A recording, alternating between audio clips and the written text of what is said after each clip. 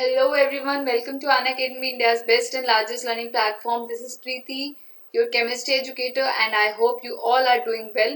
So let's crack class 9th and 10th CBSE exam with one and only Unacademy, with top educator, quality content, and with great learning experience. So this is something about me.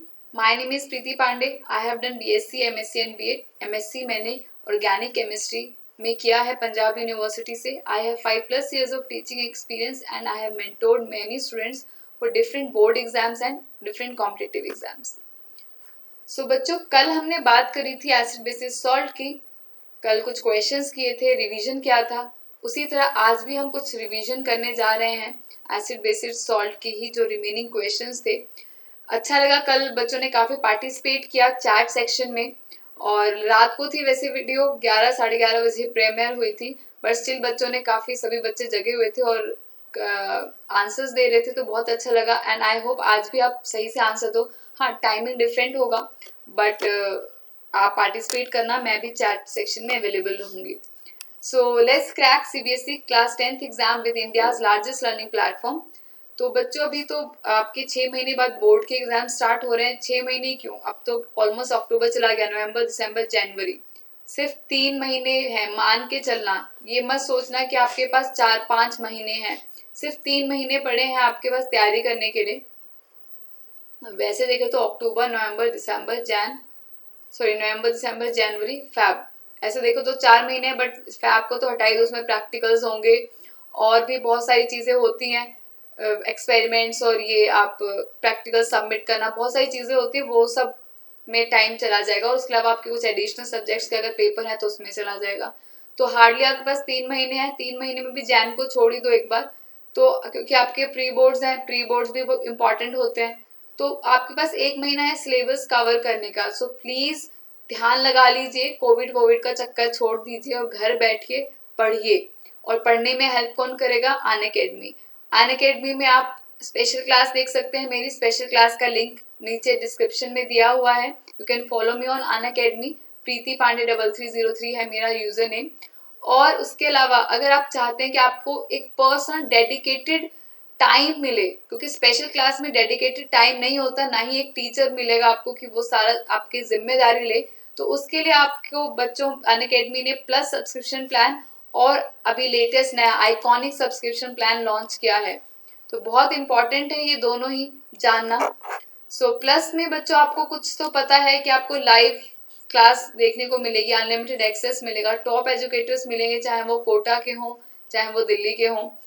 Coverage होगा syllabus का, regular doubt clearing session हुआ करेंगे, live test series और study material मिलेगा बच्चों आपको PDF की form में. अब अनअकैडमी आइकॉनिक सब्सक्रिप्शन प्लान क्या है जिसने धूम मचा रखी है?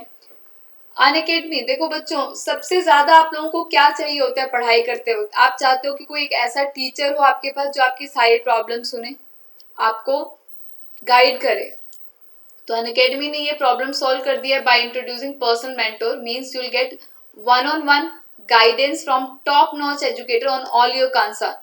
दूसरा, आप सोचते हो कि जब मैं सेल्फ स्टडी करता हूँ मुझे डाउट्स आते हैं, तो मैं एकदम डाउट किससे पूछूं? उसकी भी प्रॉब्लम सॉल्व हो चुकी है. लाइव डाउट सॉल्विंग सेशन आप अटेंड कर सकते हैं to discuss your academics doubts. उसके अलावा पेरेंट्स को बहुत चिंता रहती है बच्चों की कि हमारा बच्चा कैसा परफॉर्म कर रहा है, क्या वो अनअकैडमी पे पढ़ रहा है या वो पढ़ने के बहाने गेम खेल रहा है या कुछ और देख रहा है. तो ये हमें कैसे पता चलेगा? हम तो रहते नहीं है या फिर हम ध्यान नहीं दे पाते.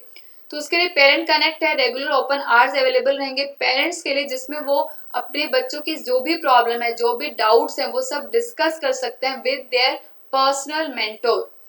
उसके अलावा बच्चों स्टडी प्लानर है. बहुत बच्चे पूछते हैं कि मैम टाइम टेबल क्या होना चाहिए, कैसा बनाए? तो आपसे पूछ के आपका टाइम टेबल बनाया जाएगा, स्टडी प्लानर दिया जाएगा और स्टडी ट्रैकर प्लान होगा कि आपने कितनी क्लास अटेंड करी, कितनी नहीं, और आपके प्रोग्रेस को हाईलाइट किया जाएगा. Weekly report, again very important for parents as well as students. बच्चों को लगता है भाई हम इतनी मेहनत कर रहे हैं, मुझे उसका फल मिल रहा है या नहीं, कैसे पता चलेगा? अब नॉर्मली बोला जाता है एग्जाम आएगा तब पता चलेगा आप कितना पढ़े हो, लेकिन हम उतनी दूर तक आए ही क्यों? अगर हमें लगता है कि कुछ बच्चे में प्रॉब्लम है तो हम पहले ही सॉल्व करेंगे. तो पेरेंट्स भी सोचते हैं कि भाई हम कैसे, एग्जाम में ही पता चल जाएगा कि कितना परफॉर्म किया. नहीं, हम आपको वीकली रिपोर्ट दिया करेंगे, डिटेल रिपोर्ट दी जाएगी आपको, क्लासेस आपने कितनी अटेंड की है और परफॉर्मेंस क्या रही आपकी टेस्ट और क्विज में, ताकि पहले जो भी अगर कोई अलार्मिंग सिचुएशन है तो पहले ही बच्चा यानी स्टूडेंट और पेरेंट्स दोनों ही अलर्ट हो जाएं और अब उसकी कार्रवाई हो। कार्रवाई कैसे, कि आप ध्यान लगाएं, मन लगाएं पढ़ाई में और अपनी जो भी गलतियां वो सुधारें। उसके अलावा प्लस के सारे बेनिफिट्स तो मिलेंगे ही। So prepare with top educator. This is comprehensive syllabus, English, Hindi, math, science and SST, जो भी मेन 5 सब्जेक्ट हैं। और इंग्लिश और हिंदी में बच्चों आपको सिर्फ ग्रामर ही नहीं बल्कि लिटरेचर भी करवाया जाएगा। तो अब बताते हैं बच्चों प्राइस की। जैसा कि मैंने आपको बोला प्राइजेस कभी भी बढ़ सकते हैं, इनफैक्ट 1 मंथ के तो बढ़ ही गए हैं, 1 मंथ के प्राइस बढ़ गए हैं। पहले 2500 था, अब 3000 हो गया, 500 रुपये बढ़ गया है।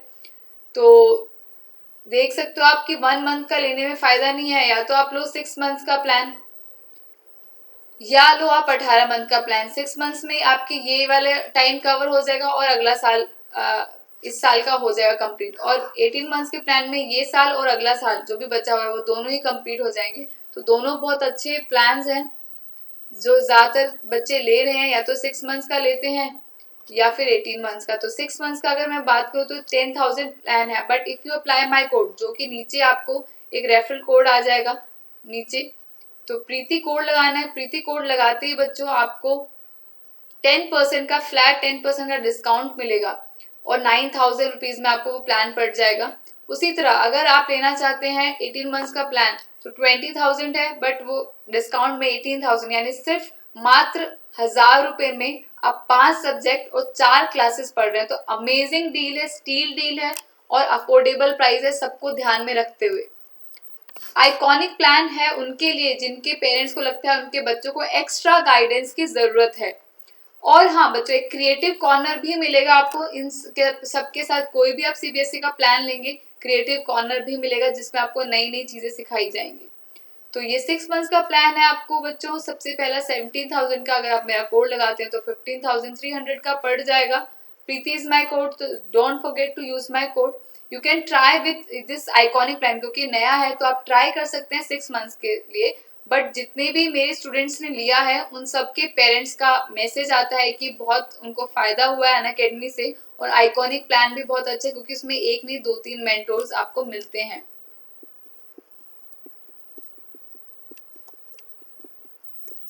सो नेक्स्ट, हमने बात करी थी बच्चों एसिड बेसिस सॉल्ट की। Let us talk about the remaining question. I think हम 40 या 38 क्वेश्चंस थे। Yes, very good.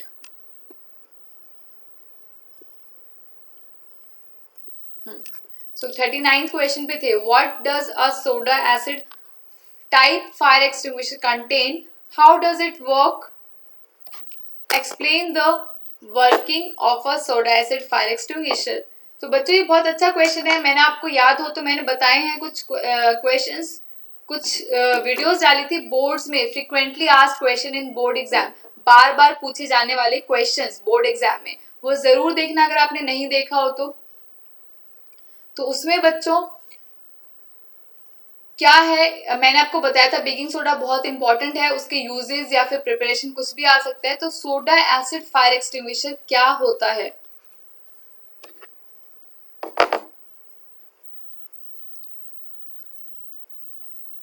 Soda acid fire extinguisher, so soda means, here soda means baking soda and here acid is sulfuric acid. So basically जब भी आप soda acid fire extinguisher बनाते हो, fire extinguisher क्या होता है, जो आग बुझा देता है। आपने देखा होगा आई एम श्योर ऑफिसेज में या स्कूल्स में, एक तो ऐसे बाल्टी पड़ी होती है इस टाइप की, उसमें सैंड होता है, याद है, और एक बड़ा सा सिलेंडर होता है रेड कलर का, दोनों ही रेड कलर के होते हैं मोस्टली। तो वो उसमें कुछ ऐसे नोब सा होता है, ठीक है, और एक ऐसे पाइप सी लगी होती है उसमें।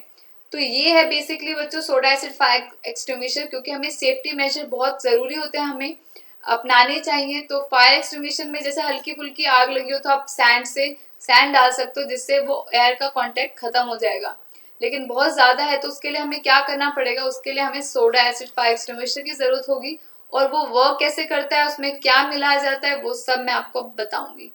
सो सोडा एसिड फायर एक्सटिंग्विशर, नाम से पता चल रहा है कि कोई सोडा और एसिड दो चीजें लेते हैं। तो basically we use baking soda, that is NaSCO3, and sulfuric acid, that is H2SO4। तो बच्चों ये इस तरह से होता है, लाइक मान लो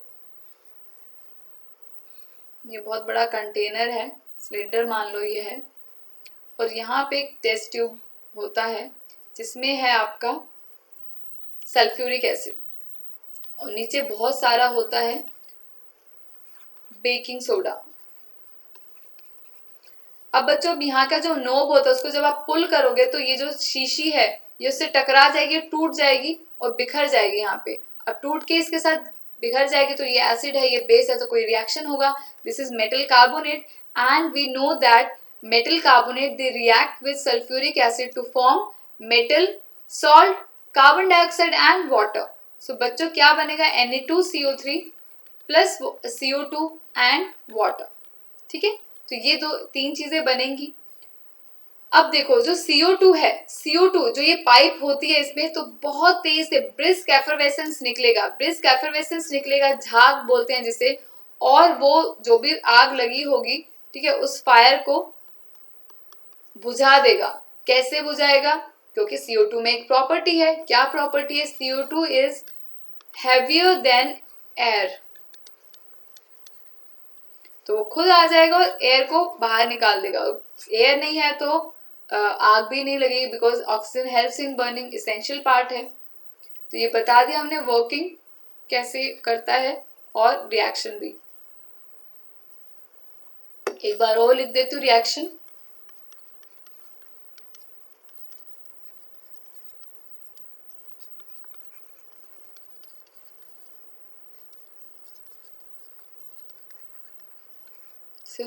Brisk effervescence. Next question.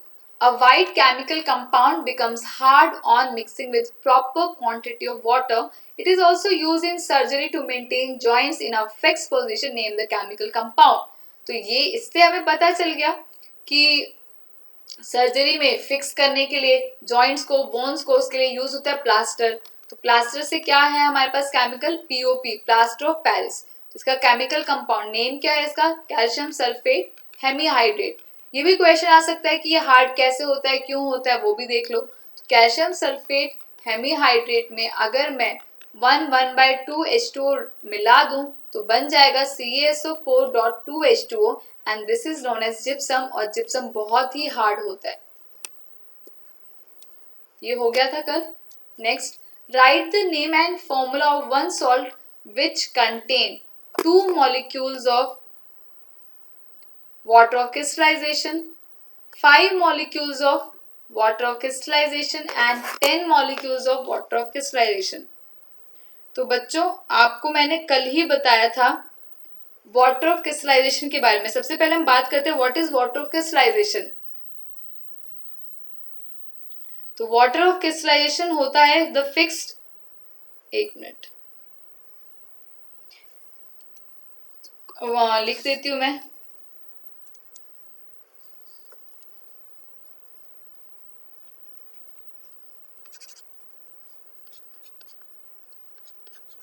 the fixed number of water molecules present in one, जो अब मैं लिखने जा रही हूँ वो बहुत इंपॉर्टेंट है, one formula unit. This is very important line and this one is also. So बच्चों क्या होगा, कई बच्चे लिखते हैं the compound which contain water molecule are known as water of crystallisation. ये नहीं होगा बच्चों, क्या होगा, the fix number of water molecules present in one formula unit. तो वाटर ऑफ क्रिस्टलाइजेशन जनरली आपके आयोनिक कंपाउंड जो सॉल्ट्स होते हैं उनके लिए होते हैं। तो एग्जाम्पल के तौर पे हम ले सकते हैं blue colour of copper sulphate. तो कॉपर सल्फेट का एक्चुअल फॉर्मूला होता है CuSO4.5H2O। ठीक है, फिक्स नंबर 5 ही है। कैसे पता चलता है, अगर मैं इसको हीट करती हूँ तो ये 5 उड़ जाते हैं तो ब्लू से व्हाइट में चेंज हो जाता है। और जैसे ही मैं पानी डालूंगी दोबारा ब्लू कलर आ जाएगा। तो ये इंपॉर्टेंट है। CaSO4.2H2O। 5 molecules of water crystallization, अभी बताया CuSO4.5H2O। 10 molecules of water crystallization, ये मैंने आपको बताया था कल ही। डेकाहाइड्रेट याद है, sodium carbonate decahydrate. Next, what is an indicator? Name 3 common indicator. Name the acid base indicator extracted from lichen. What color does the turmeric turn when put in an alkaline solution? तो ये सारा indicator के ऊपर है बच्चों, तो important है ये भी। इंडिकेटर आपको कल भी बताया था। इंडिकेटर्स क्या होते हैं? Some chemicals those chemicals which indicate whether a given substance is acidic or basic by changing their color or smell, they are known as indicator. So indicators 3 type के होते हैं, नेचुरल, सिंथेटिक एंड ऑल्फैक्टरी। तो 3 common indicator का एक example ले लेते हैं, जैसे कि लिटमस बहुत ज्यादा यूज होता है, फिनोफ्थलीन बहुत यूज होता है, एल साइलेंट है इसमें, और लिटमस नहीं, लिटमस तो हो गया, और पीएच यूज होता है, pH is also an indicator. तो name the acid base indicator extracted from lichen. Lichen से जो एसिड बेस को बता सकता है वो है litmus. Litmus is obtain from lichen plant. ये होता है मोव और पर्पल शेड का। अगर इसको एसिड में डालें तो ये रेड हो जाता है, अगर इसको डालें बेस में तो ये हो जाता है ब्लू। ठीक है, उसी तरह एक नेचुरल इंडिकेटर का नाम है टर्मरिक, हल्दी। हल्दी को अगर हम अल्कलाइन सॉल्यूशन में डालें तो turmeric is also an indicator, in fact it is natural indicator, आप घर पे भी ट्राई कर सकते हो। तो टर्मरिक को अगर मैं एसिड में डालूं तो कोई चेंज नहीं होगा, बट अगर बेस में डालें तो बेस में चेंज हो जाएगा ये रेड कलर में। तो अल्कलाइन सॉल्यूशन में डालते हैं ये कलर क्या देगा? Red. Next, what are organic acids and mineral acids? So on the basis of origin we can divide acids as organic acid, mineral acids। क्या हो गया पेन को? ठीक है, now what are organic acid? नाम से पता चल रहा है ऑर्गेनिक का मतलब होता क्या है, which is related to living thing. So those acid which can be extracted from living or nature is called organic acid. For example, Nimbu, that is lemon. Lemon contains citric acid, so we can extract citric acid from lemon. Similarly, Amla, it contains ascorbic acid.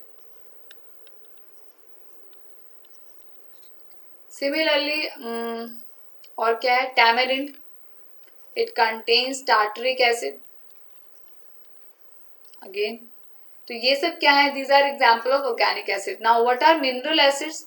Mineral acid होते हैं बच्चों those acids which are obtained from minerals or made by man are called mineral acid, जो कि बहुत corrosive होते हैं। These are generally non-corrosive, that is why we consume these acid. And जो mineral acids होते हैं वो corrosive होते हैं, for example HCl, HNO3, H2SO4, these are some example of mineral acid। ठीक है, ये हो गया। uses of mineral acid बहुत uses है, for example H2SO4 यूज होता है बैटरीज में, HCl यूज होता है as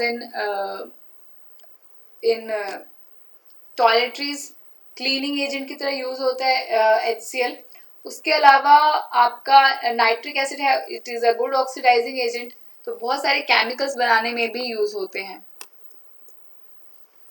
What is produced if an acid is added to a base? Acid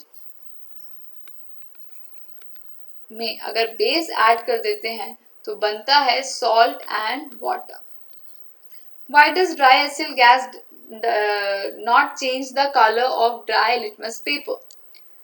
तो बच्चों देखो, HCl कोई भी एसिड अपनी एसिडिक प्रॉपर्टी कब दिखाएगा? जब वो आयोन्स में टूटेगा, रिस्पेक्टिव आयोन्स में टूटेगा। तो जो ड्राई HCl है उसके पास पानी नहीं है तो वो आयंस में टूट ही नहीं रहा, तो आयंस में नहीं टूटेगा तो वो अपना करेक्टरिस्टिक कलर भी नहीं दिखाएगा। तो उसके लिए आपको क्या करना होगा? You have to just wet you have to take the wet litmus paper, गीला लिटमस पेपर लोगे और उसके ऊपर डालोगे. फॉर एग्जाम्पल ये टेस्ट ट्यूब है और ये फ्यूम्स निकल रही हैं, तो इसमें अगर गीले वाला लिटमस लिटमस पेपर डालोगे तो वो चेंज हो जाएगा. ब्लू से रेड हुआ तो इट मीन्स एसिड वाला ही है. What colour does phenolphthalein indicator turns when added to an alkali such as sodium hydroxide. ये हमने शायद कल कर लिया था. देखो पी से फिनोल्फ्थलीन, पी से पिंक, तो याद रखो बेस में पिंक कलर देता है. Next question. You have been provided with 3 test tubes. One of these test tubes contain distilled water and another 2 contain an acidic and basic solution respectively. If you are given only blue litmus paper, how will you identify the content of each test tube? Very important question बच्चों. ये I think आपके NCERT में भी है, तो ये बहुत important है और बहुत बार ऐसा क्वेश्चन आता है कि आपको एक ही लिटमस पेपर दे दिया है, जैसे आपको ब्लू कलर का दिया है, यह ब्लू,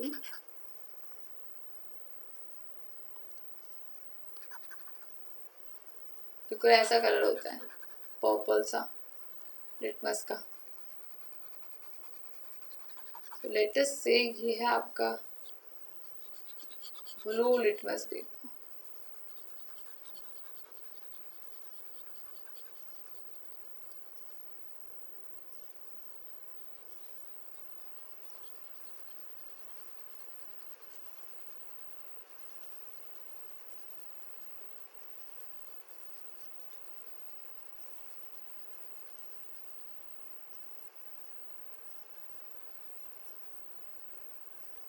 ठीक है, ये हो गया आपका लिटमस तैयार. ब्लू लिटमस पेपर दिया हुआ है आपको बस.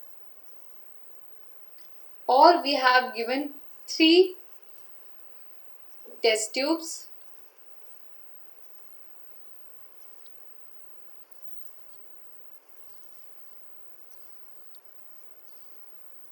अननोन है ये. इनमें कुछ भी, किसी में हो सकता है एसिड्स, किसी में हो सकता है बेस और किसी में हो सकता है water. Distilled water pure water है. तो अब एक ही लिटमस टेस्ट दिया हुआ है, तो अब देखो इन तीनों में से कोई ना, ब्लू लिटमस किस में चेंज होता है? रेड में चेंज होता है, तो उसको हम बोलेंगे एसिड.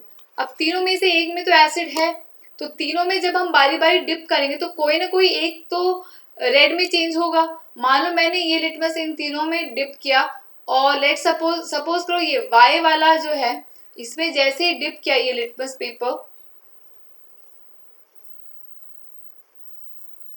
इसमें जैसे ही मैंने ये डिप किया, मान लो यहाँ तक एसिड है, तो ये मैंने डिप कर दिया इसको.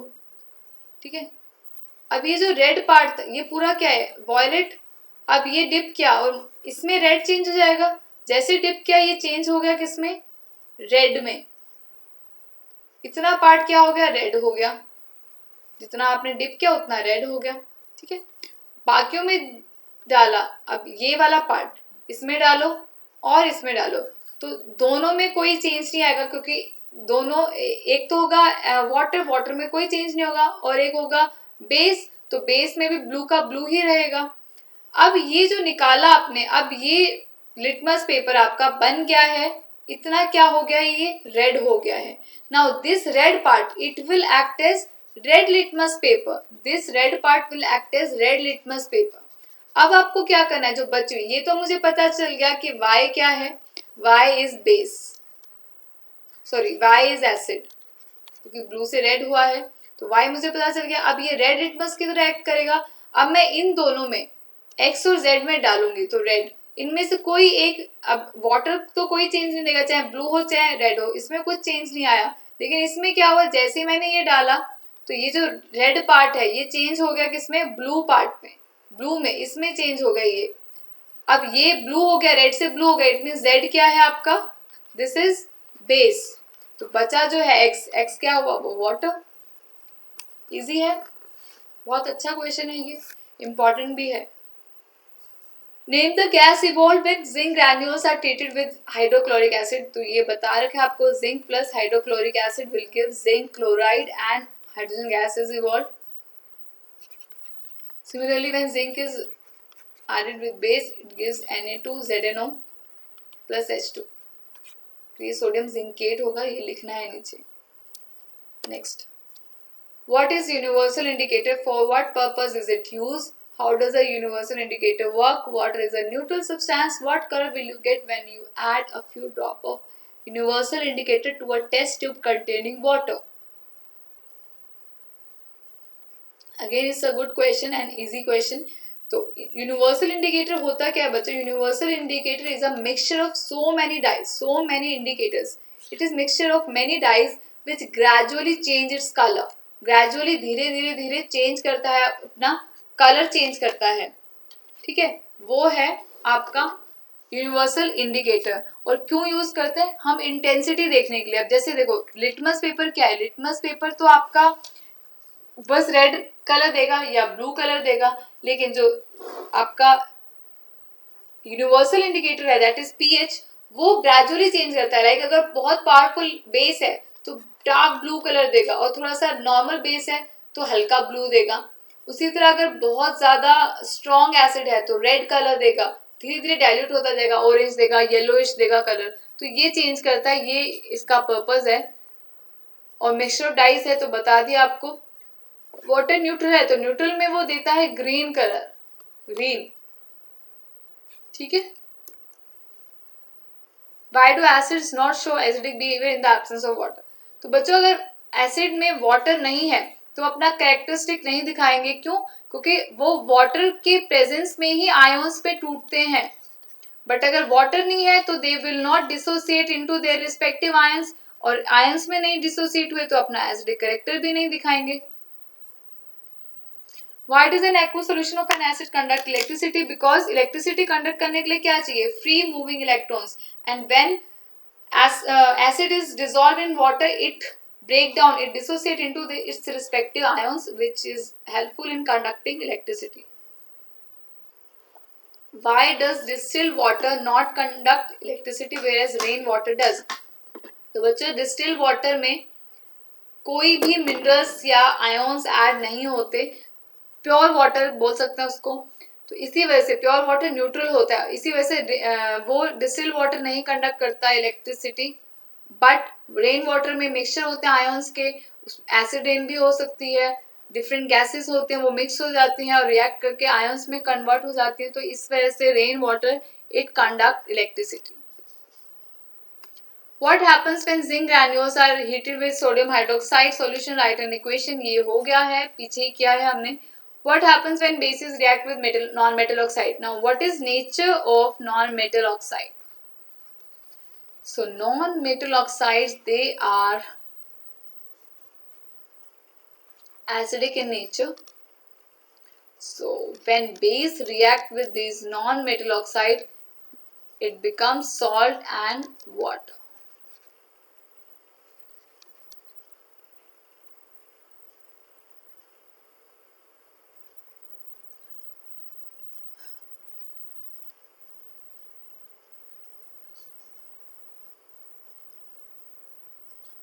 तो nature of non metal oxide, it is acidic. आप देख सकते हो, अगर लिटमस टेस्ट करोगे, CO2 गैस हो या SO2 या SO3, तो वो हो जाता है, वो एसिड में चेंज हो जाता है। For example SO3 when dissolve in water, it becomes H2SO4, that is sulphuric acid.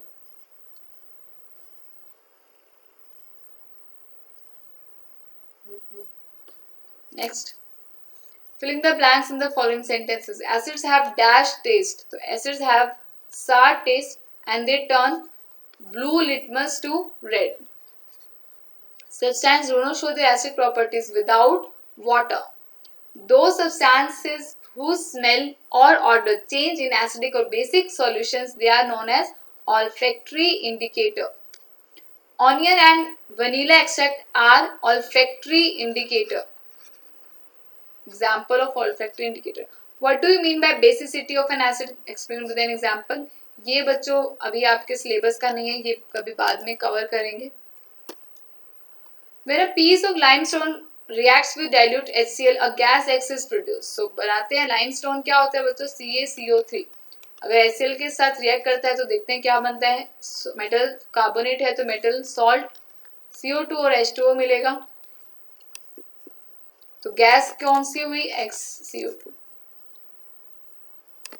Sorry. When X is passed through lime water, then a white precipitate is formed. On passing excess of gas, white precipitate dissolve.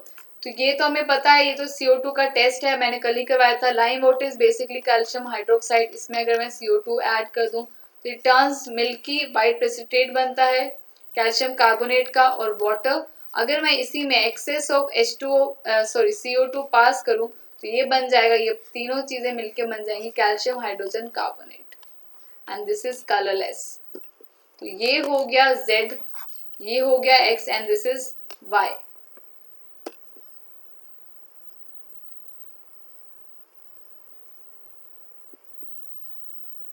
Next question हो गया, ये तीनों ही हो गए. On adding dilute hydrochloric acid to copper oxide powder, the solution formed is blue-green. Predict the new compound formed which impart a blue-green color solution. HCl को copper oxide में अगर हम डालते हैं बच्चों तो बन जाता है copper chloride which is blue green in colour. This is base, this is acid. ठीक है, तो कॉपर क्लोराइड होगा. Right a balance equation. Balancing करनी है तो यहाँ 2 लगा दो, बैलेंस हो गया. कैन यू से nature of copper oxide. Yes, copper ये सॉल्ट और वाटर बना है तो ये अगर एसिड है तो ये क्या होगा, base. Describe how sodium hydrogen carbonate is produce on a large scale. Right equation of the reaction involve. तो बच्चों sodium hydrogen carbonate that is baking soda is formed by ammoniacal brine solution. Now what is ammoniacal brine solution. Brine solution तो होता है NaCl plus H2O. Ammoniacal मतलब ammonia, और क्योंकि हमें baking soda बनाना है, कार्बोनेट है तो CO2 भी लेना होगा. ये सब रिएक्ट करते हैं और मिलके बना देते हैं sodium hydrogen carbonate and ammonium chloride. ठीक है, ये इसके साथ, बाकी सब एक दूसरे के साथ.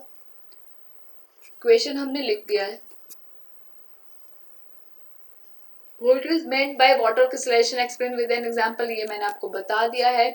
Fixed number of water molecule present in one formula unit is called water crystallization. Copper sulfate, pentahydrate, sodium carbonate, decahydrate, ये सब है इसके example. Explain how anhydrous copper sulfate. How would you show that blue color sulfate contain water crystallization? बहुत अच्छा experiment है, important है, ये आपके बुक में भी है. मान लो यहाँ पे क्रिस्टल है ब्लू कलर के,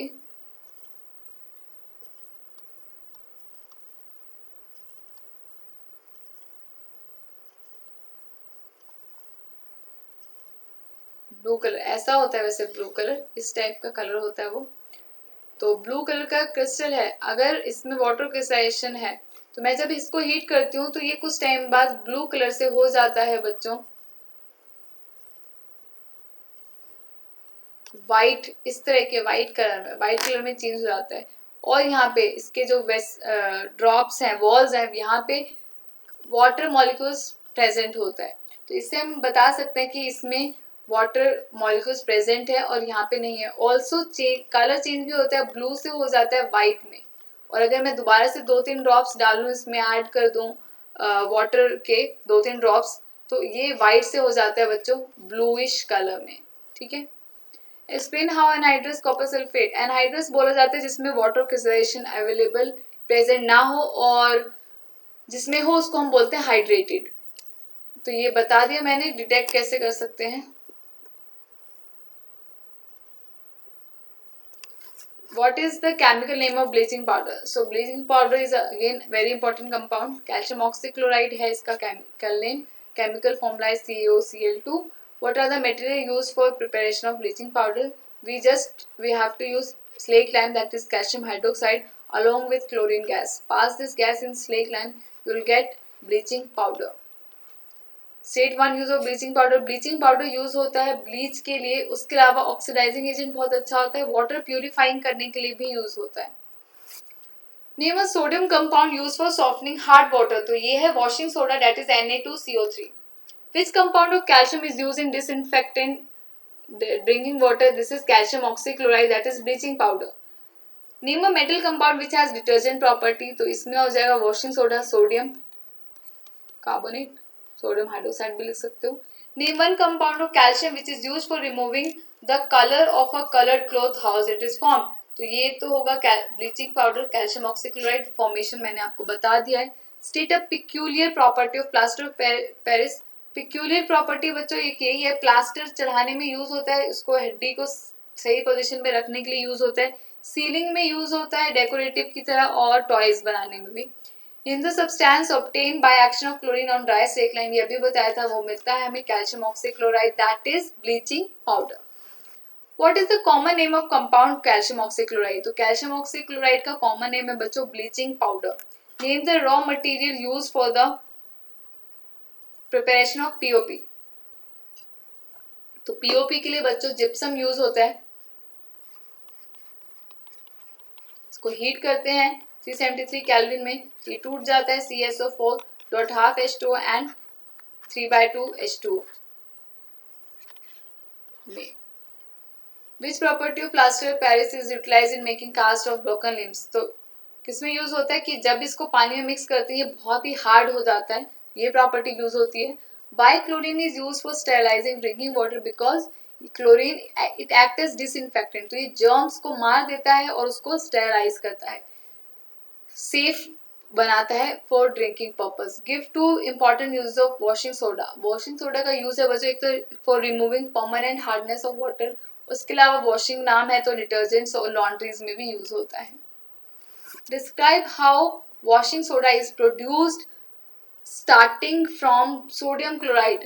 वॉशिंग सोडा कैसे बनता है, सोडियम क्लोराइड से सारे रिएक्शन लिखने हैं, तो बच्चों बताती हूँ मैं आपको कैसे बनता है.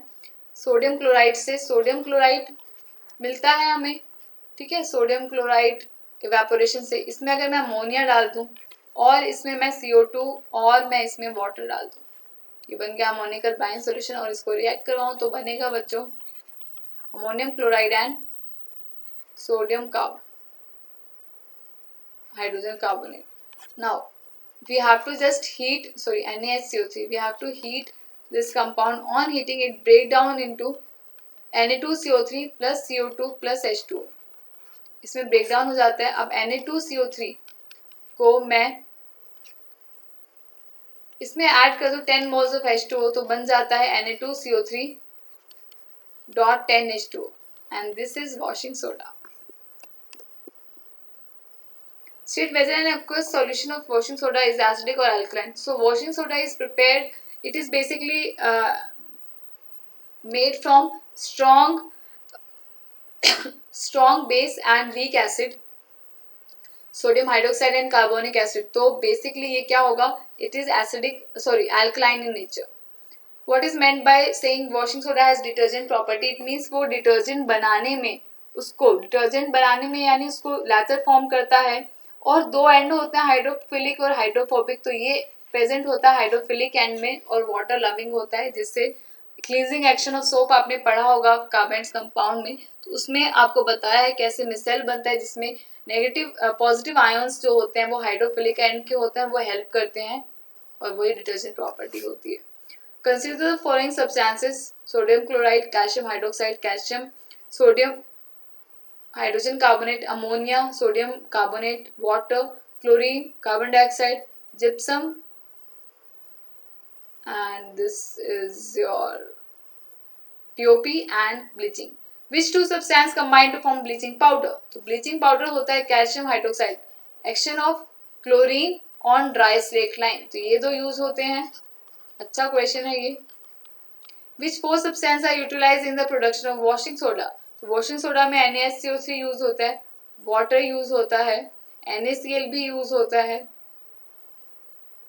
अमोनिया भी यूज होता है. 5. तो बेस ये लिखने से पहले हम ये लिख सकते हैं 4. Which compound represent plaster of Paris? Plaster of Paris अभी बताया था आपको बोल के, एक minute.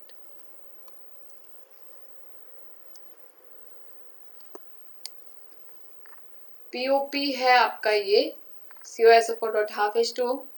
Which compound is part of baking powder, baking powder का पार्ट है NaSCO3, this is baking soda and baking powder अलग होता है, उसमें एसिड मिला होता है।